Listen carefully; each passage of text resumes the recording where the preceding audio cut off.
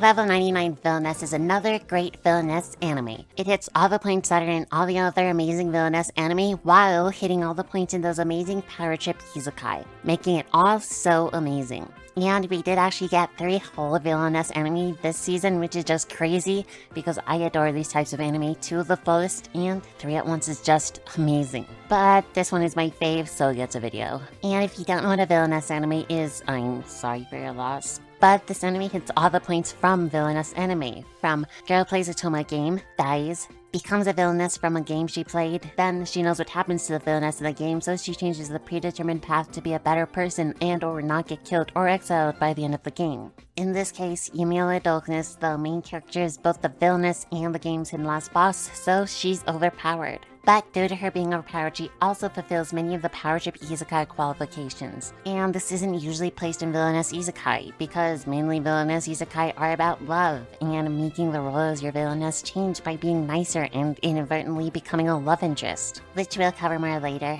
But as the title is Level 99 Villainess, she is indeed level 99, the strongest being in their country. So she just casually summons a black hole just to prove her strength, and immediately scares the entire capital, and is recognized as the strongest. Now, Yumiola does eventually find a love interest with a guy named Patrick, and I just freaking love their relationship. No one really wants to hang out with Yumiola, mainly because she's got black hair and black eyes, which is considered evil in their country, but also because she uses dark magic, which again is evil. But it's mainly because she's level 99 and could solo anything. But then Patrick is great. He doesn't care about all the evil stuff, and though Yumiola could solo the country, he still wants to protect her. So that's like uber wholesome. But on top of that, Yumiola has turned down many guys by saying, I only date people who are stronger than me, because she doesn't want to deal with them. But Patrick overheard this and got sad because he's too weak, so he trained in the crazy way that Yumiola taught him by going solo into a dungeon with an amulet of growth to grind XP.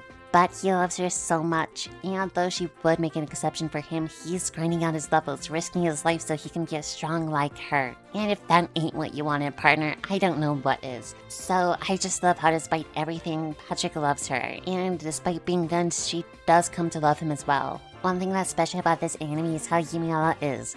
This video would not be complete without me talking about this point. Yumiola has zero social awareness, and not just in the density that is common with love interests and MCs in anime, but she is like the most socially awkward villainess there is. There was this whole sequence of Yumiola making her class fight hordes of monsters, and every time they would oppose her summoning more. She thought it was because it was too inefficient or there weren't enough monsters, but they were just pleading for their lives. Or the 3 sacred implements of idle chatter, which if you don't want to be in a conversation or don't know how to hold one, are godsends from above. And I just love how annoying she is about any situation she's in due to her inability to understand social context clues. And I hate to say this, but she's just like me for real.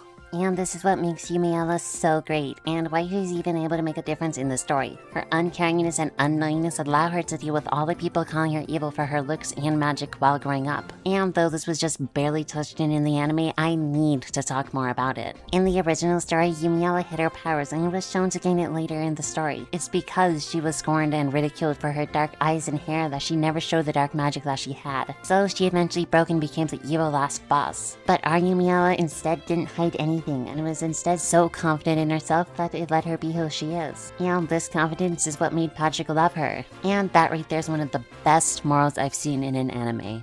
Be yourself, even if other people think it's cringe. Anyways, I'm out of time, and I do hope you enjoyed this video. I'm Ayanale, and bye-bye.